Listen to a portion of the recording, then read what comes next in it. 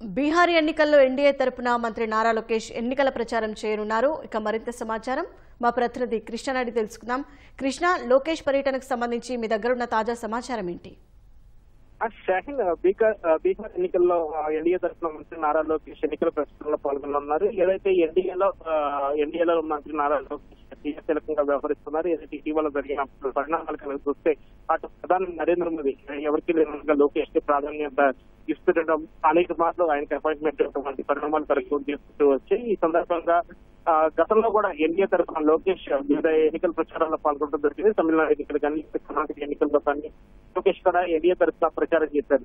అంటే వివిధ ప్రాంతాల్లో ఎక్కడైతే తెలుగు వారు ఎక్కువ ఉంటారో వారిని ప్రభావితం చేసే దిశగా లోకేష్ ఎన్నికల ప్రచారం ఉంటుందని తెలుస్తుంది. ప్రస్తుతం ఆయన అనంతపురం జిల్లా పర్యటనలో లోకేష్ ఉన్నారు. ఇవాళ భక్త కనకదాసు కాంస్య విగ్రహాన్ని ఆవిష్కరించనున్నారు. ఇందులో భాగంగా ఈ రాష్ట్ర పండుగగా కూడా ప్రభుత్వం ప్రకటించింది.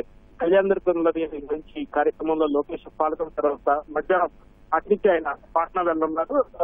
కళ్యాణదుర్గం పర్యటన ముగించుకుని నేరుగా పాట్నా వెళ్తారు. సాయంత్రం 2 సమావేశాల్లో లోకేష్ పాల్గొంటారు. ఏదైతే బీహార్ ఛాంబర్ ఆఫ్ కామర్స్ నిర్వహించే సమావేశంలో పాల్గొని అక్కడ ఎన్డీఏ వల్ల డబుల్ ఇంజిన్ సర్కార్ వల్ల జరిగే లబ్ధి కానీ, అలాగే 2047 లక్ష్యంగా నడుస్తున్న కార్యాచరణ ప్రణాళిక వీటి అనుభవాలను అక్కడ పంచుకున్నారు. అలాగే రాత్రికి బీహార్ పారిశ్రామిక కూడా లోకేష్ సమావేశం ఎన్డీఏకి మద్దతుగా వారికి ప్రచారం చేయనున్నారు. అలాగే రేపు ఉదయం కూడా ఎన్డీఏకి మద్దతుగా లోకేష్ ప్రచార కార్యక్రమాన్ని చేపడుతున్నారు. ఆ తర్వాత ఆయన మధ్యాహ్నం బయలుదేరి నేరుగా అమరావతి అంటున్నారు.